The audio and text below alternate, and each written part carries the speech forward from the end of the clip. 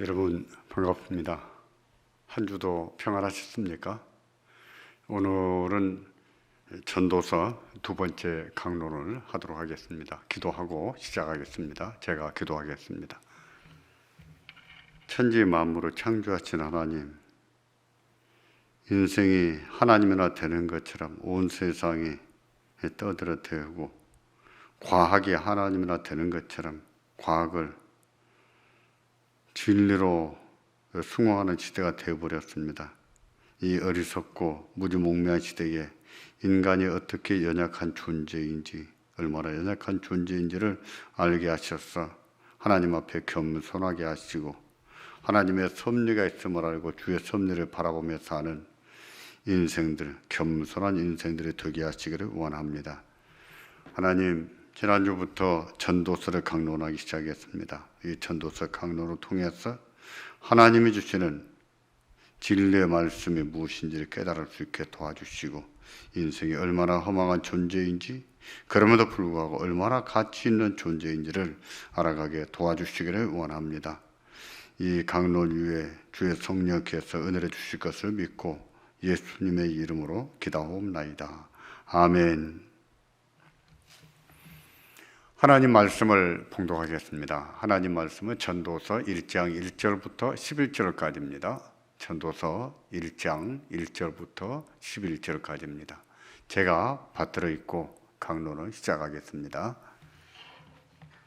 1장 1절입니다. 다윗의 아들 예루살렘 왕 전도자의 말씀이라. 전도자가 가로되 헛되고 헛되며 헛되고 헛되니 모든 것이 헛되도다. 사람이 해 아래서 수고하는 모든 수고가 자기에게 무엇이 유익한고, 한 세대는 가고 한 세대는 오되 땅은 영원히 있도다. 해는 떴다가 지며 그 떴던 곳으로 빨리 돌아가고, 바람은 남으로 불다가 북으로 돌이키며 이리 돌며 저리 돌아 불던 곳으로 돌아가고, 모든 강물은 다 바다로 흐르되 바다를 채우지 못하며 어느 곳으로 흐르든지 그리로 연하여 흐르느니라. 만물의 피곤함을 사람이 말로 다 할 수 없나니 눈은 보아도 족함이 없고 귀는 들어도 차지 아니하도다. 이미 있던 것이 후에 다시 있겠고 이미 한 일을 후에 다시 할지라. 해 아래는 새 것이 없나니 무엇을 가리켜 이르기를 보라 이것이 새 것이라 할 것이 있으랴. 우리 오래전 세대에도 이미 있었느니라. 이전 세대를 기억함이 없으니 장래 세대도 그 후 세대가 기억함이 없으리라. 아멘.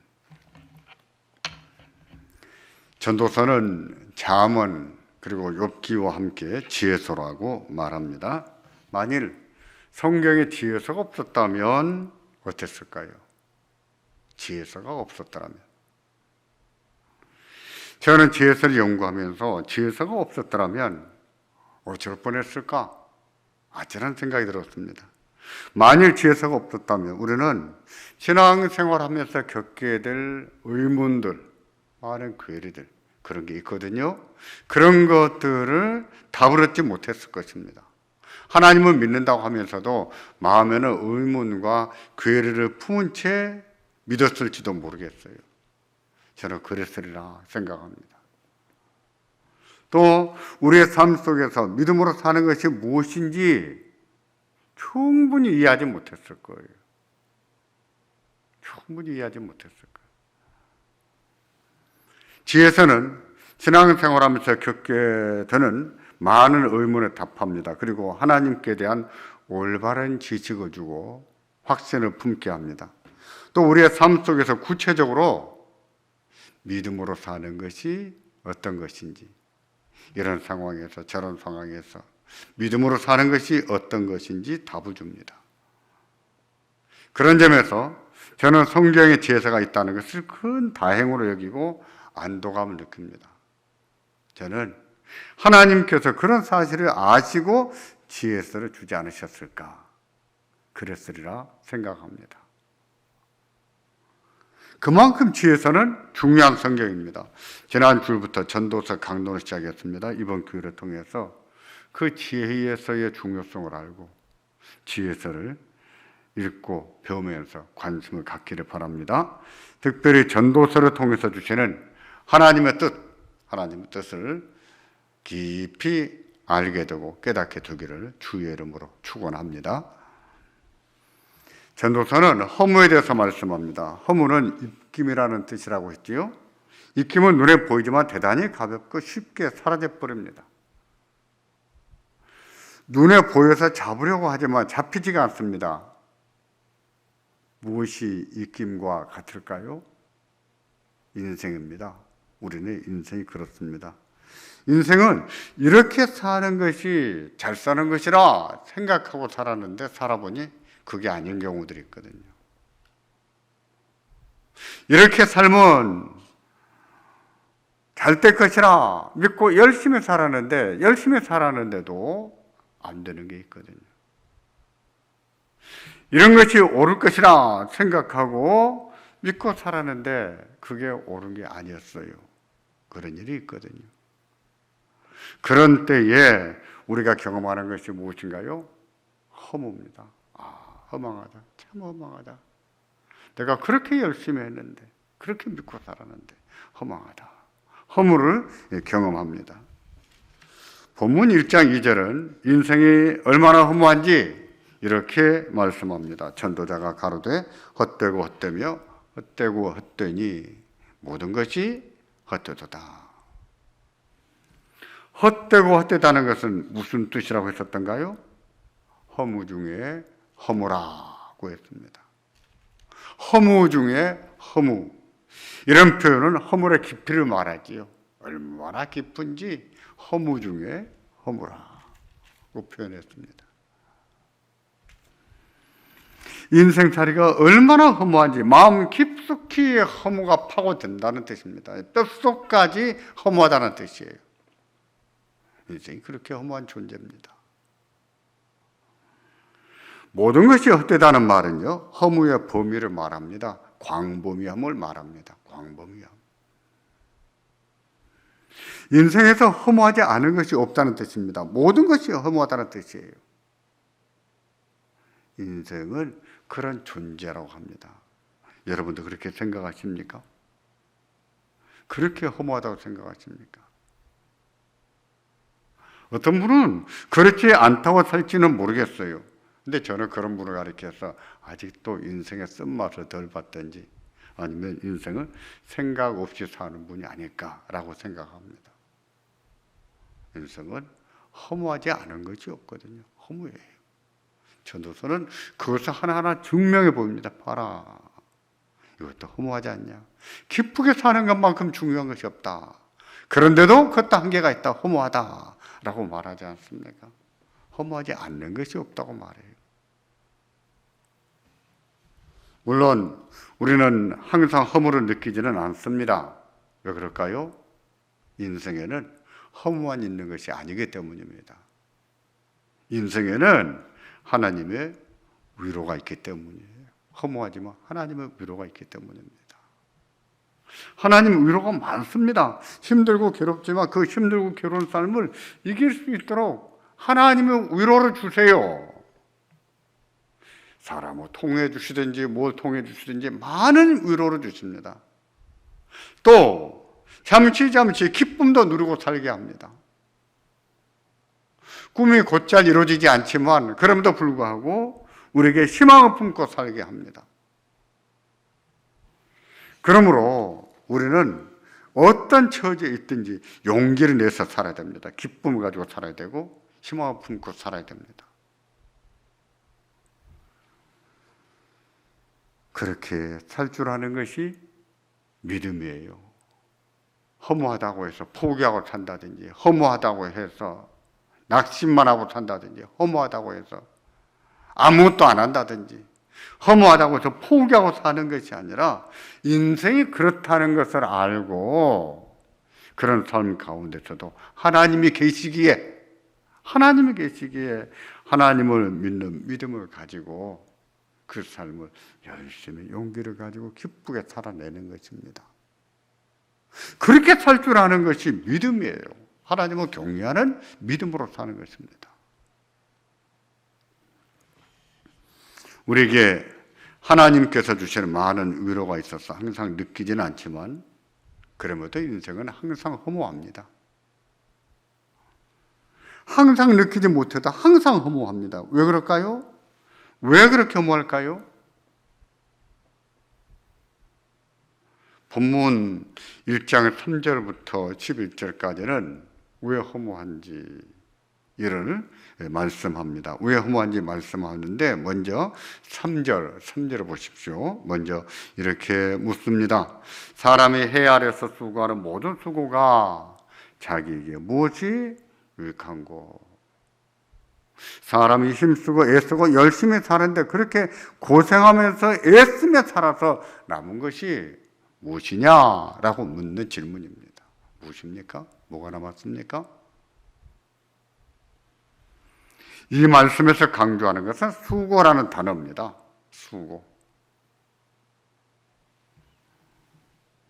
사람이 해 아래서 수고하는 모든 수고를 강조합니다. 이 수고는 우리가 힘들어도 열심히 사는 수고를 말합니다. 희망이 사라지고 절망감이 들 때도 참고 이겨가면서 꾸역꾸역 살 때가 있어요. 그렇게 애쓰고 사는 수고를 말합니다. 또 이 수고는 아침 일찍부터 밤늦게까지 죽도록 열심히 사는 수고를 말합니다. 어떤 일은 안 될 것 같습니다. 해도 이루어지지 않을 것만 같아요. 그러면서도 어쩔 수 없이 하는 일도 있어요. 이루지 못할 것을 생각하면서도 용을 쓰고 사는 때가 있는데 그런 수고를 포함합니다. 욕심을 채우기 위해서 열심히 사는 수고도 포함해요. 이 모든 것을 여기서 수고라고 했습니다. 그렇게 수고하고 산 다음에 뭔가 남아야 하지 않을까요?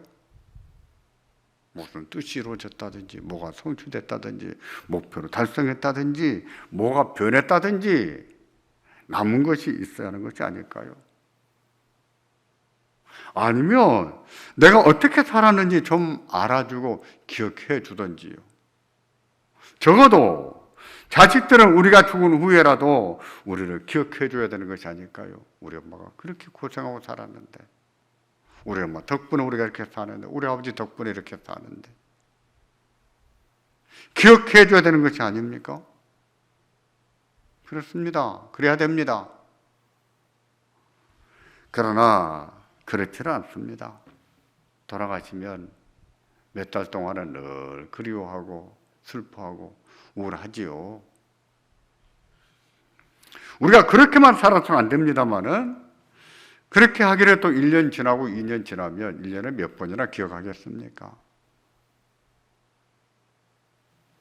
그렇게 하기를 5년 지나고 10년은 지나 보십시오. 1년에 한 번을 기억해 줄까요? 이렇게 우리는 죽을 고생을 하고 살지만 남은 것이 없습니다. 자식들에게 남은 것이 아니라 우리에게 남은 것이 없어요. 그래서 그처럼 고생하고 애를 쓰고 수고하고 산 것이 허무하다는 겁니다. 남은 것이 없거든요. 1장 4절은 또 이렇게 말씀합니다. 한 세대는 가고 한 세대는 오되 땅은 영원히 있도다. 성경에서 세대란 이 세상에서 태어나서 한평생 살다가 하나님께로 돌아가는 인간의 생애를 말합니다. 인간의 생애. 창세기에서 이 말은 족장들의 시대에도 관련해 사용했는데 그때는 한 세대가 대략 100년이었어요. 오래 살았거든요.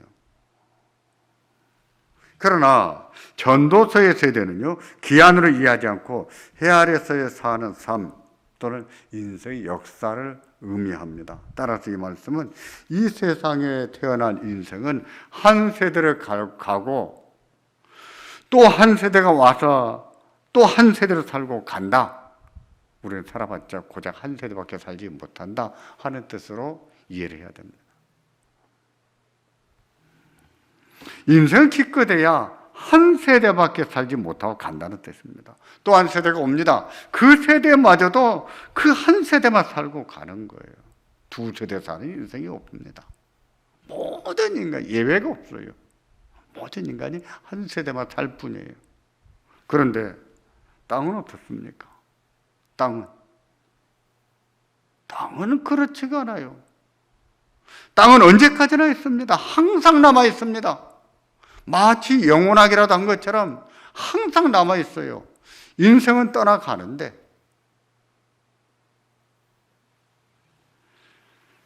그러면 땅이 주연입니까? 인생이 주연입니까? 누가 주연이지요? 인생입니다. 인생이 주연이에요. 연극으로 말할 것 같으면 땅은 무대에 불과하고 주연 배우는 인생입니다. 하나님께서 세상을 만드실 때도 땅을 위해서 인생을 만들지 않으셨습니다. 인생을 위해서 땅을 만드셨어요. 그런데 인생은 아무리 길을 쓰고 살아도, 아무리 수고하고 살아도 한 세대밖에 살지를 못합니다. 한 세대를 살고 가고, 그 다음 세대가 또 오지만 한 세대를 살고 갈 뿐이에요. 하지만 땅은 영원히 있습니다.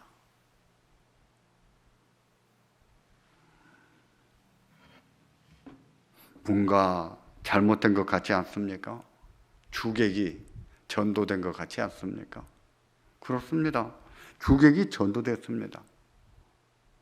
우리가 조연이고 땅이 주연인 것처럼 보여요.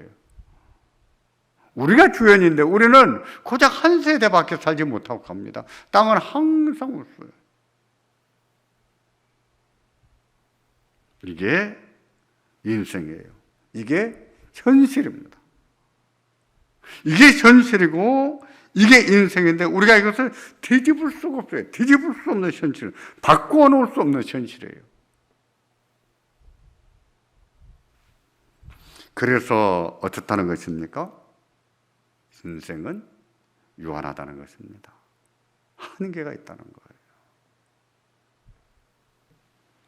땅이 영원한 것에 비하면 인생은 너무 유한합니다. 인생이 그런 존재예요. 너무 유한한 존재예요. 이렇게 유한한 존재입니다. 또 인생이 어떤 존재인지 1장 5절을 보실까요? 이렇게 말씀합니다. 해는 떴다가 지며 그 떴던 곳으로 빨리 돌아가고, 해는 떴다가 지며 그 떴던 곳으로 빨리 돌아가고. 이 말씀은 우리가 다 아는 이치입니다. 해는 아침이면 동쪽에서 떠올라 서쪽으로 집니다. 그리고 다음 날 어김없이 어제 떠올랐던 그곳에서 다시 또 오릅니다. 그렇게 하기를 늘 반복합니다. 세상이 만들어진 뒤로도, 그리고 앞으로도 그럴 것입니다. 항상 그럴 거예요. 그러나 그 해도 정해진 길을 벗어나지 못합니다. 정해진 길이 있어요. 정해진 길에서 한치도 벗어나지 못하고 그 길을 따라서 떠오르고 그 길을 따라서 지고 밤새 달려가서 오늘 아침에 또 올랐던 그 자리에 가 있다가 내일 아침에 또 떠오릅니다. 정해진 길이 있어요. 벗어날 길이 없습니다.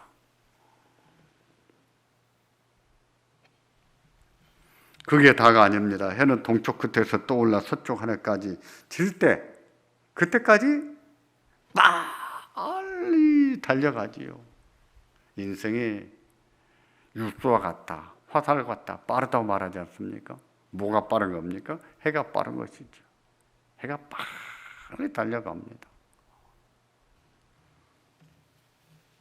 그리고 우리가 밤이라고 말하는 동안에 어제 떠올랐던 그곳으로 빨리 달려갑니다.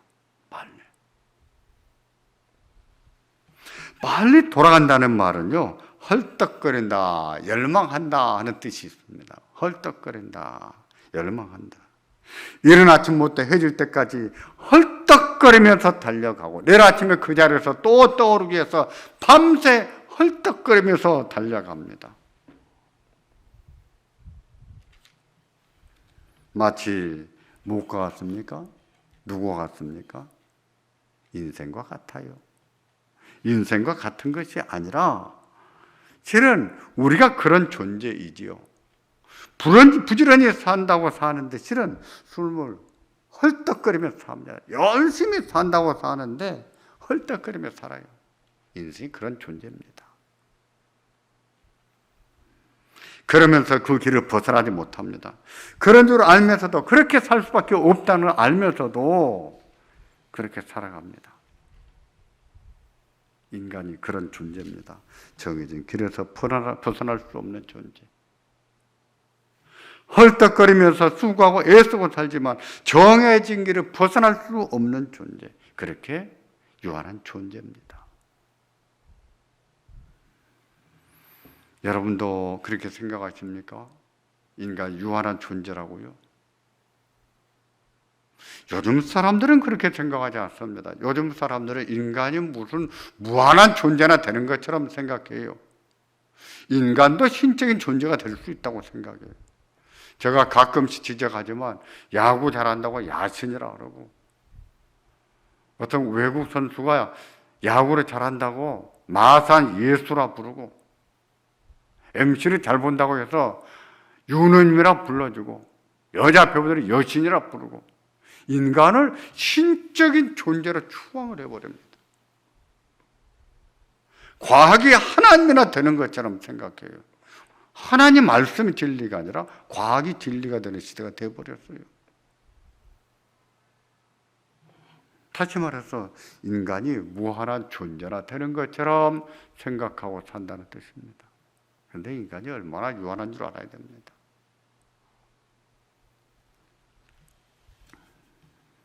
(1장 6절에) 보시면 인생이 어떤 존재인지 또 이렇게 노래합니다.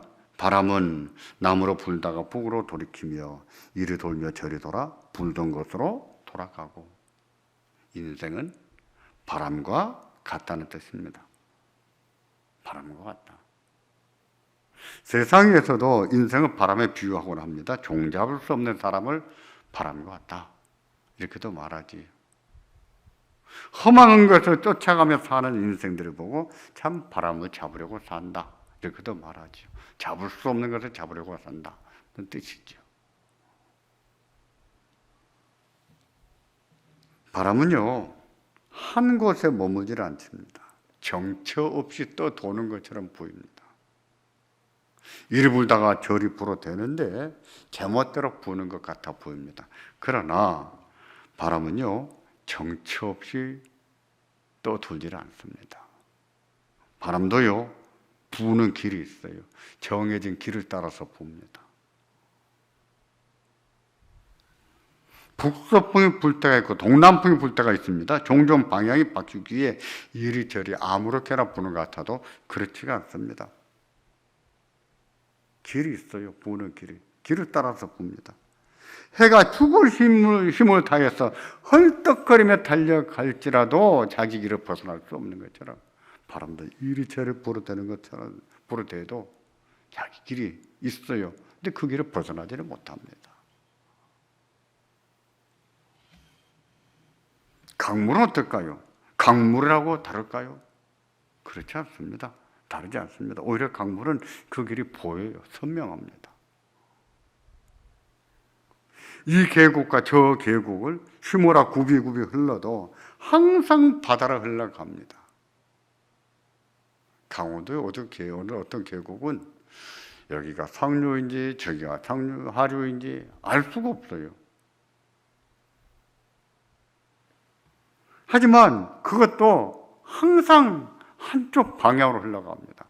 우리가 판단을 못할 때가 있어서 그렇지 항상 바다를 향해서 그 길을 따라서 흘러갑니다. 그렇게 흘러만 가지만 바다를 채우지를 못해요. 언제까지 흘러가도 채우지를 못합니다.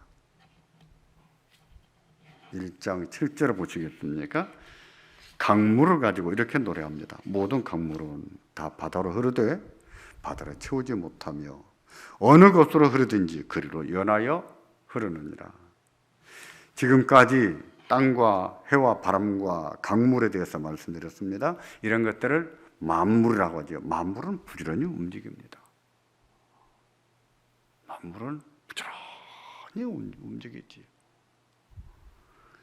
인생에 비유할 것 같으면 열심히 삽니다. 얼마나 부지런히 살고 얼마나 고생하며 사는지 말로 다 할 수 없을 정도예요. 이런 사실을 1장 8절은 이렇게 노래하는 거예요. 같이 보겠습니다. 만물의 피곤함을 사람이 말로 다 할 수 없나니 눈은 보아도 족함이 없고 귀는 들어도 차지 아니하는도다.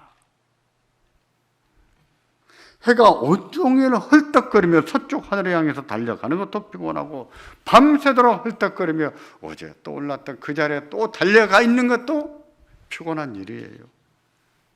바람이 결코 벗어날 수 없는 길을 이리저리 불어대면서 벗어나지 못할 길을 불어대는 것도 피곤한 일이지. 강물이 채우지도 못하면서 바다를 향해서 흘러만 가는 것도 언제까지 흘러도 언제나 채우지를 못합니다. 그것도 피곤한 일이죠. 그렇다고 실제로 만물이 피곤할까요? 그렇지 않습니다. 어찌 만물이 피곤하겠습니까? 그러면 누가 그렇게 피곤한 것일까요? 인생이 그렇습니다. 인생이 그렇게 피곤한 존재예요.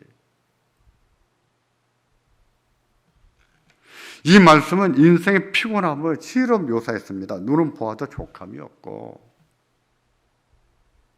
귀는 들어도 차지 않는데 채울 수 없는 욕심을 채우려고 열심히 사는 존재, 그게 인생이라는 거예요.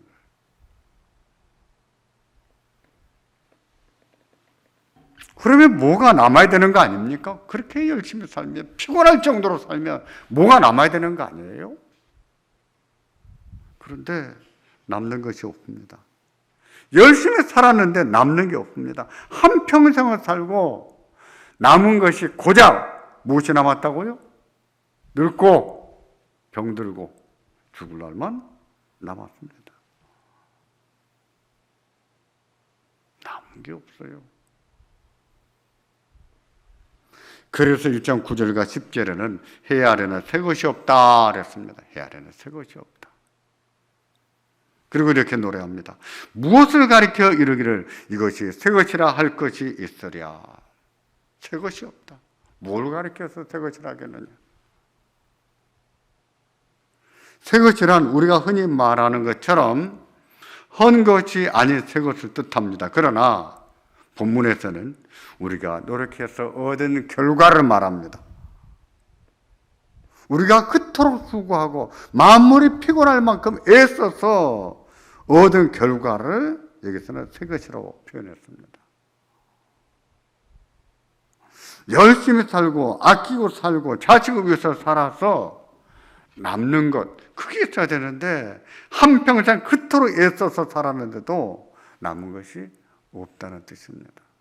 남은 것이 없어요. 새 것이 없다 그랬습니다. 새 것이 없다. 남은 것이 없다는 거예요. 지금까지 인생에 대해서 여러 가지로 묘사했습니다. 그러나 말씀하는 결론은 하나입니다. 무엇일까요? 인생에는 한계가 있다는 뜻입니다. 한계가 있다. 물론 만물처럼 변화무쌍하게 사는 것 같아도 결코 벗어날 수 없는 질서와 한계 안에 살 수밖에 없는 존재라는 겁니다. 인생에는 그런 한계가 있습니다. 하나님이 정하신 질서와 그 한계 안에서 그 길을 따라 살 수밖에 없는 한계가 있어요. 만일 인간이 인생이 아니고 하나님이라면 한계가 있었을까요? 없었습니다. 사는 것이 허무할까요? 허무할 리가 없습니다. 무한한데요? 어떻게 허무하겠습니까? 모든 것을 할 수 있는데요? 어떻게 허무하겠어요? 인간에게도 사랑이 있고 하나님께도 사랑이 있습니다. 근본적으로 다른 점은 인간이 가진 사랑은 극히 유한해요. 극히 유한합니다. 부모의 사랑도 유한해요. 남녀 간의 사랑도 목숨을 내줄 것만 같아도요, 얼마나 유한합니까? 그처럼 헤어지지 못해서 헤어지면 죽을 것만 같아서 결혼도 하고 살지만 그냥 못 살겠다고 아우성이잖아요. 인간의 사랑은 그렇게 유한합니다. 하나님은요, 하나님의 사랑의 특징은 무엇인가요? 무한해요. 하나님은 무한하십니다. 그래서 하나님께는 허무가 없습니다. 반면 인간은요, 유한해요. 극히 유한해요. 그 유한한 존재이기 때문에 그 인간에게는 허무가 늘 있을 수밖에 없습니다. 왜 인간은 허무합니까? 그렇게 유한한 존재이기 때문이라 하고 말씀한 거예요. 인간은 유한한 존재거든요. 그렇다면 어떻게 해야 되겠습니까? 어떻게 살아야 될까요? 우리가 유한한 존재입니다. 그래서 허무할 수밖에 없는 인생이에요. 어떻게 살아야 될까요?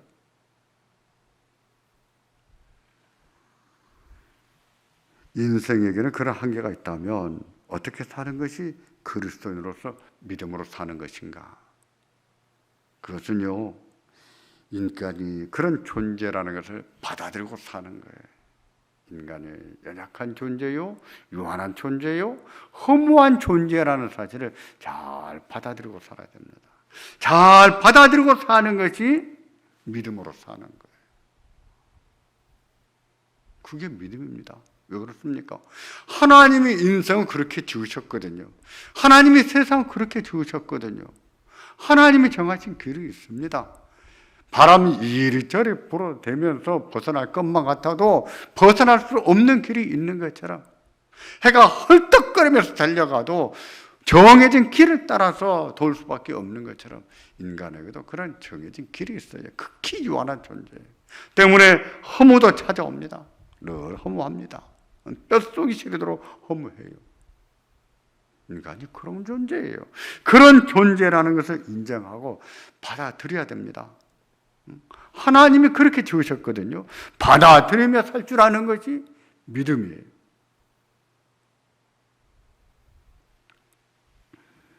안타깝게도 한국 교회는 받아들이는 법을 잘 못합니다. 받아들이는 법을 잘 못. 구차한 삶이지만 그런 사람의 삶을 받아들이고 사랑할 줄 아는 것, 그게 받아들이는 것이거든요. 힘들고 슬플 때가 있지만 그런 자신의 삶을 사랑하고 그런 삶을 열심히 살아가는 것, 그게 받아들이는 거거든요. 우리는 그것을 잘 못 배운 것 같아요. 기도만 해봐 뭐든지 다 돼. 인생의 허물을 기도로 이겨보려고 해요. 기도로 어떻게 이겨봅니까? 인생이 왜 허무하다고요? 유한한 존재이기 때문에. 인생이 무한하다면 허무할 리가 없습니다. 그래서 하나님께는 허무가 없어요. 인생을, 자기의 삶을 받아들이고 사는 법을 배워야 됩니다. 그게 믿음으로 사는 거예요. 믿음이에요. 좋은 믿음입니다. 전도서가 교훈하는 교훈, 중요한 교훈 중에 하나가 이거예요. 삶을 받아들이고 살아라. 아프지만, 허무하지만 잘 받아들이고 살아라. 전도서 7장 13절에 보시면 잘 받아들일 것을 이처럼 말씀합니다. 하나님이 하시는 일을 보라. 하나님이 굽게 하신 것을 누가 능히 곱게 하겠느냐, 누가 펴겠느냐 뜻입니다. 인생에게는 형통한 날도 있고 공고한 날도 있는데 그것이 세상의 이치입니다. 하나님이 세상을 그렇게 만드셨어요. 그것을 누가 변형시키겠느냐, 누가 바꿔놓을 수 있겠느냐 묻습니다. 하나님이 굽게 하신 것을 누가 곧게 펼 수 있겠는가? 있습니까? 없습니다. 그건 불가능한 일이에요. 그러므로 인간의 한계와 삶을 잘 받아들이고 살아야 됩니다. 그게 하나님의 섭리에 따라 사는 것이고 그게 믿음으로 사는 것이에요. 인간의 한계를 잘 받아들이고 사는 사람이 인생을 잘 살까요? 아니면 그 삶을 부정하거나 무시하거나 막연할지라도 희망만 품고 사는 사람이 다 잘 살까요? 어떤 사람이 인생을 더 잘 살까요? 받아들이며 사는 사람이 잘 삽니다. 자기 삶을 험하게 해도 아파도 슬퍼도 구차해도 그런 삶을 잘 받아들이고 사는 사람들이 인생을 잘 삽니다. 아주 잘 살아요. 그게 믿음이거든요. 하나님의 섭리에 따라 사는 것이거든요. 심리학자들이 곧잘 유용하는 예화가 있답니다. 그것은 무엇인가 하니 월남전에서 7년 동안 전쟁 포로로 잡혀 있다가 석방돼서 생還한 사람들의 이야기입니다. 그들은 돌아오지 못한 사람과 다른 점이 있었다고 해요. 그것은 근거 없는 희망을 품지 않았다는 사실이었습니다. 근거 없는 희망. 환상적인 희망을 품지 않았다는 겁니다. 유토피아적인 소망을 품지 않고 산 거예요. 막연한 일인데 우린 곧 풀려날 거야 이러면서 살지 않았다는 거예요. 이번 크리스마스 고전에 크리스마스에는 집에 돌아갈 수 있을 거야. 밑도 끝도 없이 그런 희망을 품고 살지 않았다는 겁니다.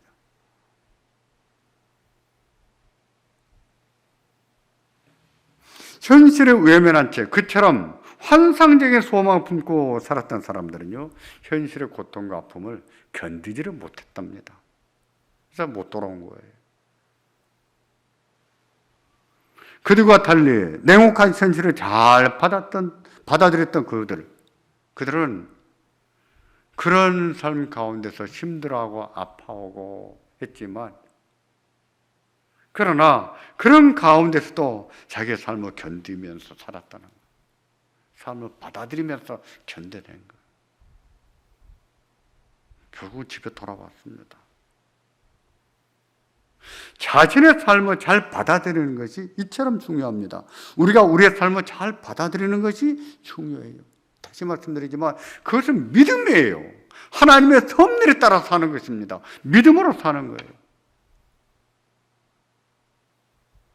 삶이 힘겹고 구차할 때가 있고 원치 않은 삶을 살아야 될 때가 있지만, 그런 삶일지라도 잘 받아들이기를 바랍니다. 그게 내 삶이에요. 내 인생이에요. 내게 주어진 삶이에요. 그러면 자신을 다독거리면서 그래, 힘내자. 또 한번 살아보자. 좀 용기를 내보자. 한번 해보자. 자신을 다독거리면서 받아들여야 돼. 내가 왜 이런 일을 당해야 되는가? 왜 내가 이걸 해야 되는가? 왜 하필이면 나야? 원망 속에 사는 것도 아니야. 밑도 끝도 없는 환상적인 희망을 품고 사는 것도 아니에요. 현실을 받아들이면서 그런 삶을 사랑하면서 사는 것입니다. 우리에게는 하나님이 계시거든요. 허무한 인생을 위로하시고 사랑하시고 도우시는 하나님이 계시거든요. 그 하나님이 계시기에 하나님을 생각하면서 삶을 받아들여야 됩니다. 자기의 삶을, 아픈 삶을, 구차한 삶을, 살고 싶지 않은 삶을 하나님을 생각하면서 받아들여야 돼요. 그러면서 그 삶을 용기를 가지고 사는 겁니다. 하나님을 생각하면서 사는 거예요. 하나님을 생각하면서 꿈도 키워나가면서 사는 거예요. 그렇게 살 줄 아는 것이 믿음이에요. 믿음의 삶입니다. 이것이 전도서가 가르치는 중요한 교훈 중에 하나입니다. 여러분 기억하시기 바랍니다. 그리고 여러분의 삶을 잘 받아들이시고 여러분의 삶을 참 사랑하시고 귀하게 여기시고 그리고 다독거리면서 사시기 바랍니다. 그런 분들이 인생을 잘 살 겁니다. 그리고 하나님이 그 삶에 기름을 부어주실 거예요. 은혜를 주실 거예요. 그 삶에 축복하실 거예요. 하나님이 우리의 삶 가운데 함께 하신 것을 믿으시기를 바랍니다. 축복하실 것을 믿으시기를 바랍니다. 기도하겠습니다. 전능하신 아버지 하나님, 오늘 또 힘겨운 삶을 사는 분들이 있습니다. 하나님, 우리는 원치 않은 삶을 살아야 될 때가 있지. 정말 짜증나고 정말 누군가를 좀 원망하고 싶은 삶을 살아야 될 때가 있습니다. 그럼에도 불구하고 그 삶이 바로 나의 삶인 것을 알게 하시고 그런 삶 가운데서도 하나님이 함께 계신 것을 기억하게 도와주시기를 원합니다. 그런 삶을 받아들이면서 하나님 용기를 낼 수 있게 하시고 인내할 수 있게 하시고 기도할 수 있도록 도와주시고 다시 한번 힘을 내서 살아가도록 도와주시기를 원합니다. 오늘도 우리들을 사랑하시고 우리들을 응원하시고 우리들을 축복하시는 하나님이 함께 계신다는 것을 알고 기억하고 살게 하여 주시옵소서. 예수님의 거룩하신 이름으로 기도하옵나이다. 아멘. 전도서 두 번째 강론을 마쳤습니다. 주연회 가운데 평안을 누리시기를 바라고요. 다음 주는 추석 연휴가 시작이 되기 때문에 제가 연휴 때는 강론을 내보내지 않습니다. 편히 쉬고 또 가족들과 유익하게 보내는 시간이 되기를 바랍니다. 수고하셨습니다.